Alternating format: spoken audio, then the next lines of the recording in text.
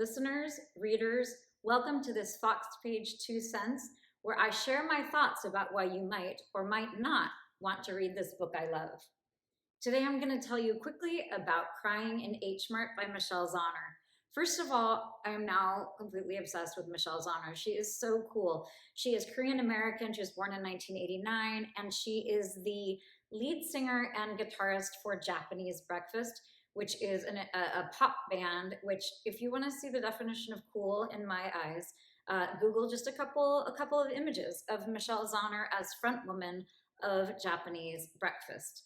She has also, in the true fashion of people who are incredibly talented at many different genres and who are creative in a million different ways, or at least two very impressive ways, she has written this insanely great memoir.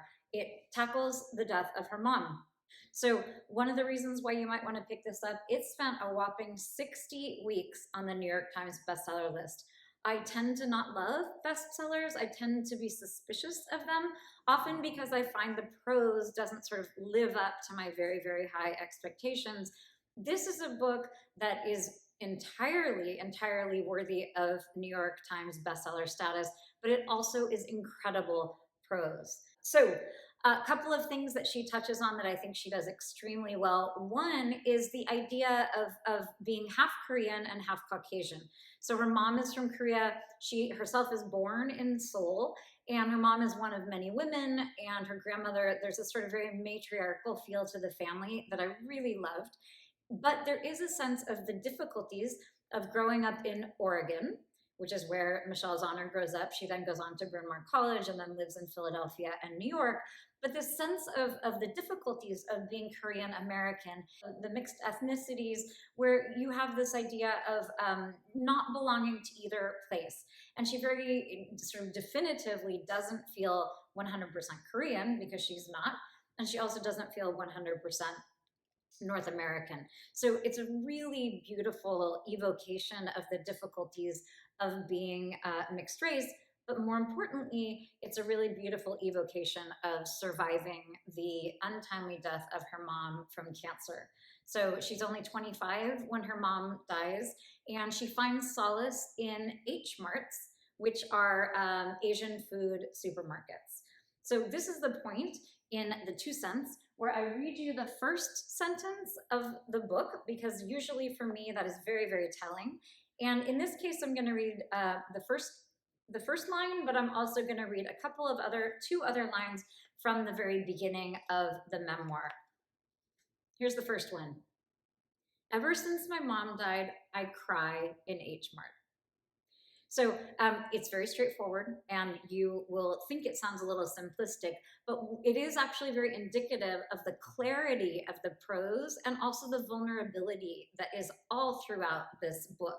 So it's very, she's very clear about how she feels. She's very good at articulating it. And she is showing us lots and lots of vulnerability, not just in terms of her grief, but in terms of detailed description of the harrowing process of witnessing her mother's sickness, but also, her trials and tribulations as a teenager and her difficulties as a bit of a rambunctious child. But she also has a couple of beautiful descriptions here of this matriarchal sort of family that I just was alluding to. Right at the beginning of the book on page 8 here, we'd sit cross-legged on the cool marble floor, slurping and reaching over one another. My aunts and mom and grandmother would jabber on in Korean, and I would eat and listen, unable to comprehend, bothering my mom every so often, asking her to translate.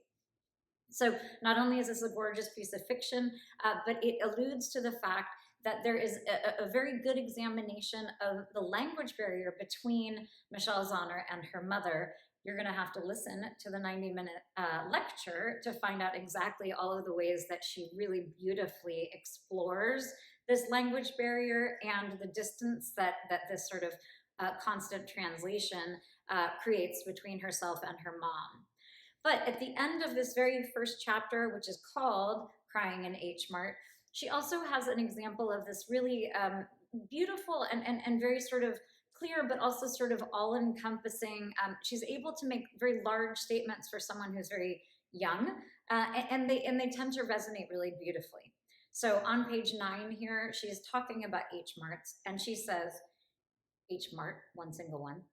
It is a beautiful, holy place, a cafeteria full of people from all over the world who have been displaced in a foreign country, each with a different history. So I cannot recommend this book highly enough. It's very evocative of her specific history and of her experience, but it's truly, sort of an American memoir in lots of ways.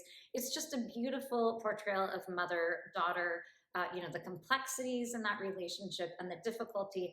If you are someone who is potentially worried about reading a lot of details about someone being sick, I wouldn't say they're overwhelming, but there are definitely some descriptions of some of the difficult images that Michelle Zauner ends up with in her mind's eye. But the sorrow of the book is far outshadowed, at least in my experience. And in fact, full disclosure, my mom died a year and a half ago, and I was very interested to read about this other woman's experience, but also I can let you know that it was not too difficult, and I found it inspirational and consoling in lots of ways. So I recommend it highly, and join me for not only the lecture about this book, but about many of the other titles you can find there. Happy reading!